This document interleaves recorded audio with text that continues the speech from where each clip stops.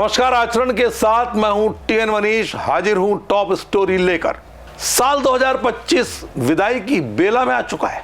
एक तरफ इसने हमें रुलाया, महाकुंभ की भगदड़ से पहले पहलगाम अटैक, बड़े हादसों तक। साल 2025 हर महीने रुलाता रहा, तो ये साल यादगार, खुशी और मातम दोनों के लिए याद किया जाएगा। साल 2025 में भीषण हादसों में आत्मा को झकझोरने वाले घटनाक्रम हुए, चाहे वो महाकुंभ की भगदड़ हो, अहमदाबाद प्लेन क्रैश हो, नई दिल्ली की भगदड़ हो, या फिर पहलगाम के आतंकी हमले से लेकर दिल्ली बम ब्लास्ट तक। साल 2025 के 12 महीनों में ऐसे मनहूस पल आए जिन्हें भुलाया नहीं जा सकता।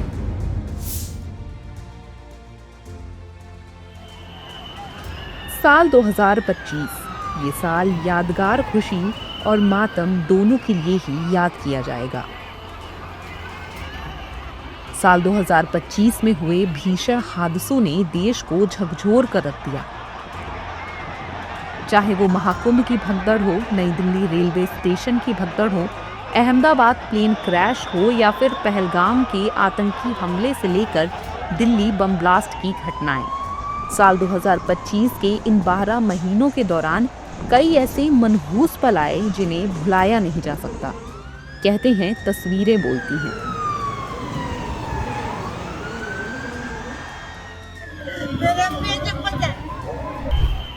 तो चलिए हम आपको साल 2025 के हर महीने में हुए हादसों के बारे में बताते हैं, जिन्हें हम चाहकर भी भुला नहीं पा रहे हैं। साल की शुरुआत हुई तीर्थ नगरी प्रयागराज में आयोजित महाकुंभ से। हर तरफ धर्म और सनातन संस्कृति की चर्चा थी। लोग खुश थे, आखिर उन्हें महाकुंभ के पावन अवसर पर पवित्र संगम में डुबकी लगाने का सौभाग्य जो मिल रहा था। लेकिन लाखों श्रद्धालुओं की खुशी को नजर लग गई और 29 जनवरी 2025 को मौनी अमावस्या पर संगम तट पर भीड़ बेकाबू हो गई और भगदड़ जैसे हालात पैदा हो गए। लोग एक दूसरे को कुचल कर आगे भाग रहे थे। किसी का दम घुट रहा था तो कोई कुचला जा रहा था। इस दर्दनाक हादसे में 37 से ज्यादा लोगों की मौत हो गई, जबकि 60 से अधिक श्रद्धालु घायल हो गए। ये हादसा उस वक्त हुआ जब भीड़ के चलते बनाए गए बैरिकेड टूट गए और स्नान के लिए इंतजार कर रहे लोग कुचले गए। इस घटना ने देश को झकझोर कर रख दिया। महाकुंभ के दौरान देश भर से श्रद्धालु ट्रेनों के माध्यम से प्रयागराज पहुंच रहे थे। इसी दौरान साल 2025 के दूसरे महीने यानी 15 फरवरी को नई दिल्ली रेलवे स्टेशन पर प्रयागराज जाने वाली ट्रेनों के इंतजार में प्लेटफॉर्म नंबर 14 और 15 पर भारी भीड़ जमा हो गई। अचानक ट्रेन का प्लेटफॉर्म बदलने की अफवाह फैल गई और वहां देखते ही देखते भगदड़ मच गई। इस हादसे में 18 लोगों की मौत हो गई, जबकि कई लोग घायल हो गए। इस हादसे ने रेल प्रशासन की पूरी व्यवस्था की कलई खोल कर रख दी। महाकुंभ और दिल्ली स्टेशन की घटना को देश भूल पाता, इतने में नापाक लोगों की आतंकी घटना सामने आ गई। 22 अप्रैल 2025 को जम्मू कश्मीर के पहलगाम में पर्यटक प्रकृति की खूबसूरत नज़ारों का आनंद ले रहे थे। तभी तड़तड़ाहट की आवाज से पहलगाम घाटी गूंज उठी। पहले लोगों को लगा पटाखे हैं, लेकिन ये पटाखे नहीं, गोलियां थी जो भारतीय पुरुषों को धर्म पूछकर उनके सर पर मारी जा रही थी। आतंकियों ने 26 लोगों की जान ले ली। इसके बाद भारत ने बदला लिया और 7-8 मई की रात ऑपरेशन सिंदूर चलाकर पाकिस्तान के आतंकियों और उनके ठिकानों को तबाह कर दिया। भारत की इस कार्रवाई में पाकिस्तानी एयरफोर्स को भी काफी नुकसान हुआ। पहलगाम की घटना से देश सिहर गया था, लेकिन अप्रैल के बाद आई मई भी बड़े हादसे के साथ आई। गोवा में 3 मई 2025 को उत्तरी गोवा के बिचौलिम तालुका के शिरगांव गांव में श्री लहरई देवी मंदिर में लहरई यात्रा के दौरान भगदड़ मच गई। इस भगदड़ में 7 जानें चली गईं और 100 से अधिक लोग घायल हो गए। मई का महीना निकला ही था कि इस साल का सबसे डरावना महीना जून आ गया। जून भारत के इतिहास के लिए ऐसा महीना बनकर आया जिसमें सबसे ज्यादा लोगों की जानें गईं। जून की शुरुआत हुई रॉयल चैलेंजर्स बेंगलुरु यानी आरसीबी की आईपीएल जीत के जश्न के साथ। आरसीबी की टीम 4 जून 2025 को बेंगलुरु के चिन्नास्वामी स्टेडियम में जीत का जश्न मना रही थी, लेकिन फैंस बेकाबू हो गए। देखते ही देखते भगदड़ मच गई और 11 लोगों की मौत हो गई और 15 से ज्यादा जख्मी हो गए। बेंगलुरु की भगदड़ की खबर शांत ही हुई थी कि मुंबई लोकल ट्रेन में हादसा हो गया। मुंबई में 9 जून 2025 को लोकल ट्रेन से गिरकर कई पैसेंजर्स मारे गए। मुंब्रा के पास 2 ट्रेनों के बीच भीड़ के कारण ये यात्री नीचे गिर गए। इस हादसे में 4 यात्रियों ने दम तोड़ दिया, जबकि 13 लोग घायल हो गए।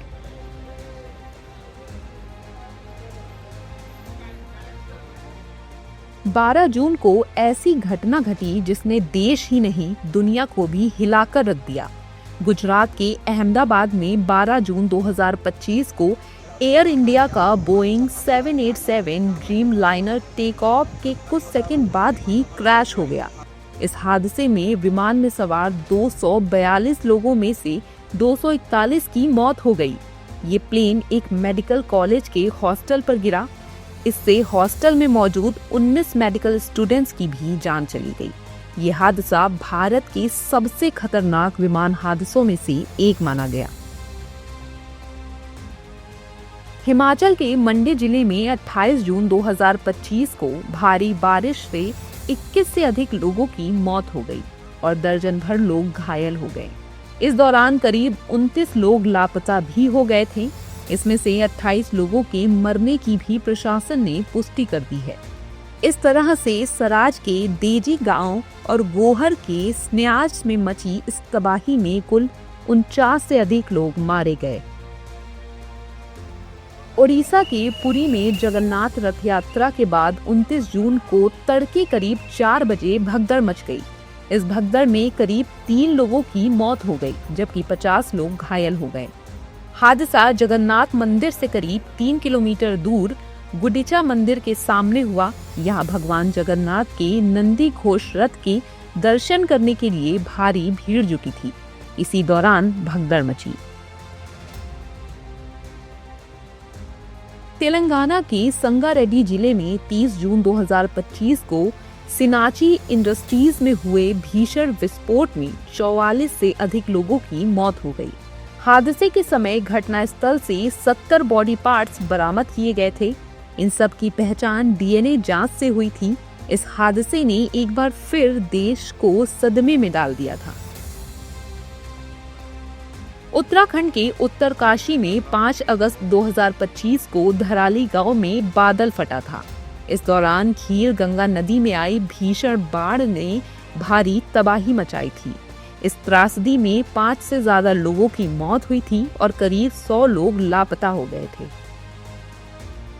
अभिनेता से नेता बने टीवीके पार्टी के विजय की तमिलनाडु के करूर वेलुचापुरम में 27 सितंबर 2025 को आयोजित रैली में भगदड़ मच गई थी। इस भगदड़ में बच्चों और महिलाओं समेत 41 लोगों की मौत हो गई थी, जबकि 100 से अधिक लोग घायल हुए थे। इस हादसे के बाद विजय की पार्टी टीवीके ने अपने सभी बड़ी पब्लिक रैलियों पर रोक लगा दी थी। दिल्ली के लाल किले के पास 10 नवंबर 2025 को हुए कार विस्फोट में 15 लोगों की मौत और 20 से अधिक घायल हुए। ये ब्लास्ट एक आतंकी साजिश थी। इस मामले में देश भर में छापे पड़े और कई गिरफ्तारियां हुई। एनआईए ने इस धमाके को सुसाइड अटैक माना है। साल का आखिरी महीना भी शांति से नहीं गया, बल्कि 25 लोगों की जान लेता हुआ गया। दरअसल गोवा के नॉर्थ गोवा के अरपोरा नाइट क्लब में 6 दिसंबर 2025 को लगी आग में 25 लोगों की मौत हो गई। बर्च बाय रोमियो लेन अग्निकांड में कई लोग घायल भी हुए थे। Birch by Romeo Lane night club में भीषण आग लगने के बाद फरार हुए मालिक गौरव और सौरभ लूथरा अब पुलिस की गिरफ्त में हैं। इन दोनों को थाईलैंड से डिपोर्ट किया गया है।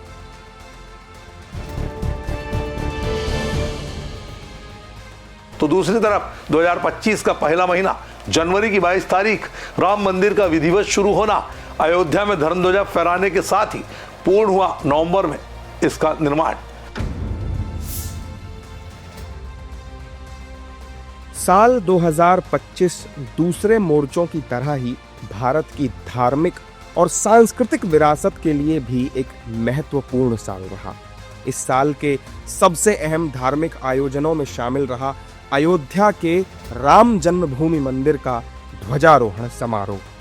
25 नवंबर मंगलवार के दिन प्रधानमंत्री नरेंद्र मोदी के हाथों से भगवान रामलला के मंदिर के शिखर पर केसरिया धर्म ध्वजा फहराई गई। ये पल श्री राम के जन्म स्थान को लेकर चले 5 सदियों के लंबे संघर्ष के बाद आया था, लिहाजा हर सनातनी हिंदू के लिए ये एक ऐतिहासिक दिन था। पीएम मोदी ने इस दौरान हर देशवासी से एक खास अपील की। मैं आज हर देशवासी से कहूंगा कि वो जब भी राम मंदिर आए तो सप्तम मंदिर के दर्शन भी अवश्य करें।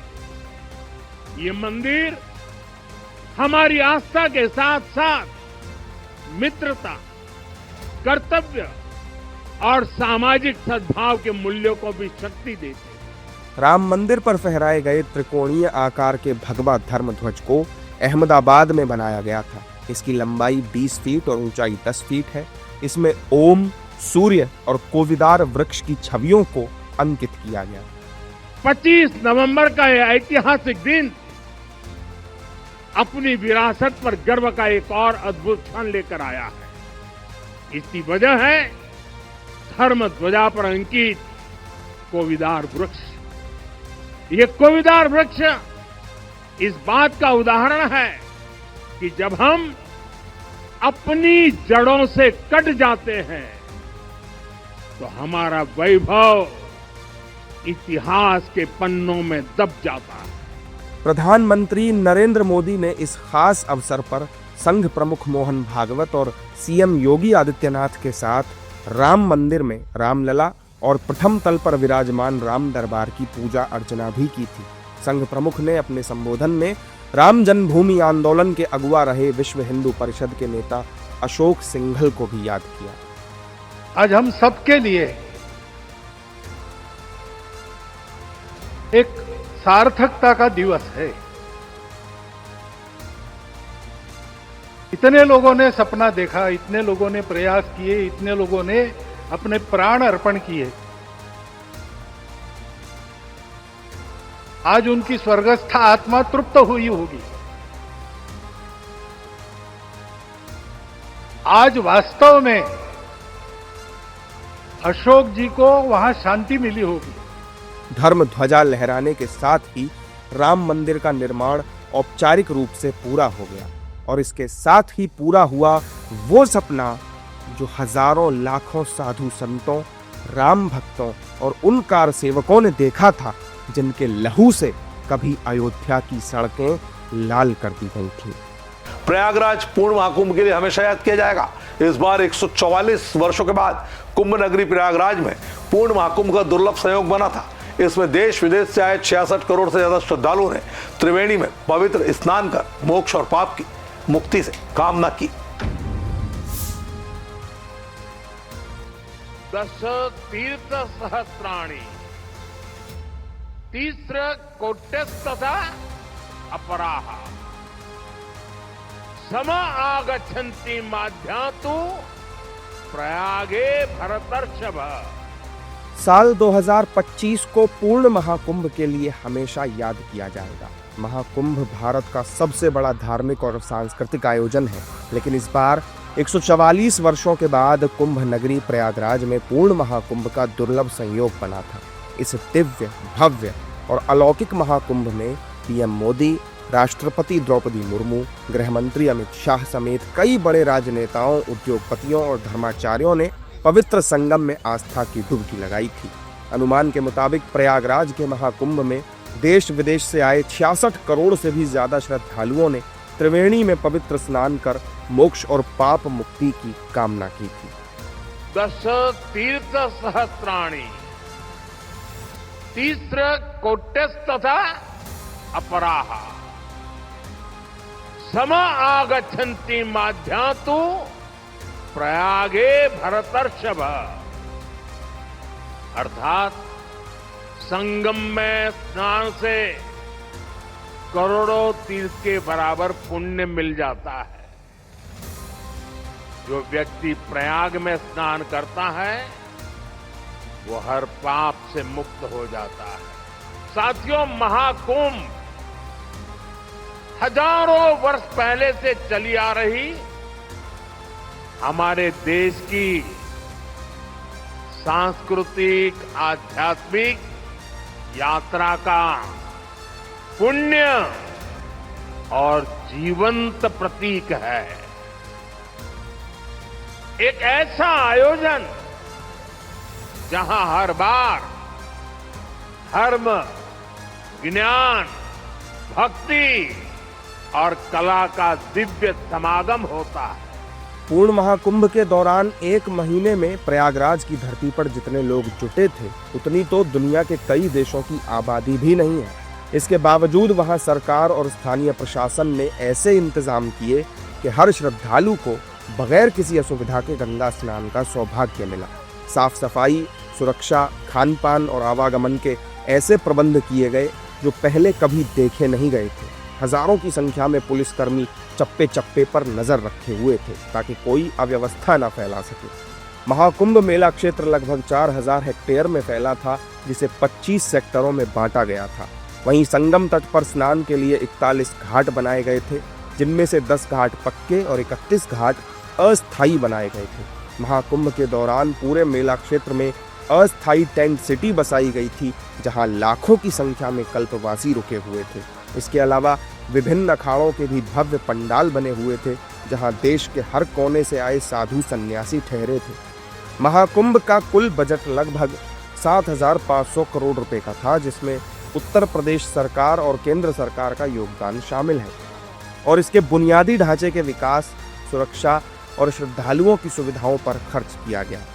महाकुंभ 2025 में व्यापार का अनुमान 2 लाख करोड़ से 3 लाख करोड़ या उससे भी अधिक था, जिसमें विभिन्न अनुमानों के अनुसार 2.80 लाख करोड़ की आर्थिक गतिविधियां और 3 लाख करोड़ से ज्यादा के कारोबार की संभावना जताई गई थी, जिससे उत्तर प्रदेश की अर्थव्यवस्था को बड़ा बढ़ावा मिला और स्थानीय व्यापार में जबरदस्त वृद्धि भी हुई।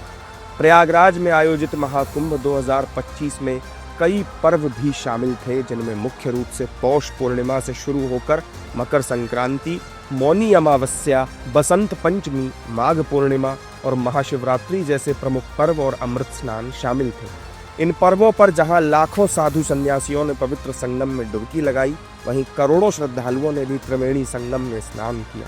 कुल मिलाकर 2025 में आयोजित प्रयागराज का महाकुंभ भारत की आध्यात्मिक चेतना और सनातन परंपरा का प्रतीक बनकर उभरा था, जिसने जन जन में गौरवशाली धार्मिक विरासत को लेकर गर्व की भावना का संचार कर दिया। तो दोस्तों, विदा लेते 2025 की रुलाने और हंसाने वाली यादों के साथ हम ये उम्मीद करें 2026 अंग्रेजी कैलेंडर का नया साल हम हिंदुस्तानियों को हादसों की तड़प, दर्द भरी दास्ता से मुक्त रखेगा और हम देश के दुश्मनों के नापाक इरादों को अमल में लाने से पहले ही कुचलने में इस साल कामयाब होंगे। टॉप स्टोरी में इतना ही, मुझे दीजिए इजाजत। आप देखते रहिए आचरण न्यूज। नमस्कार। देश दुनिया की सभी खबरें देखने के लिए जुड़े रहिए आचरण न्यूज से। आचरण न्यूज, हर कदम आपके साथ।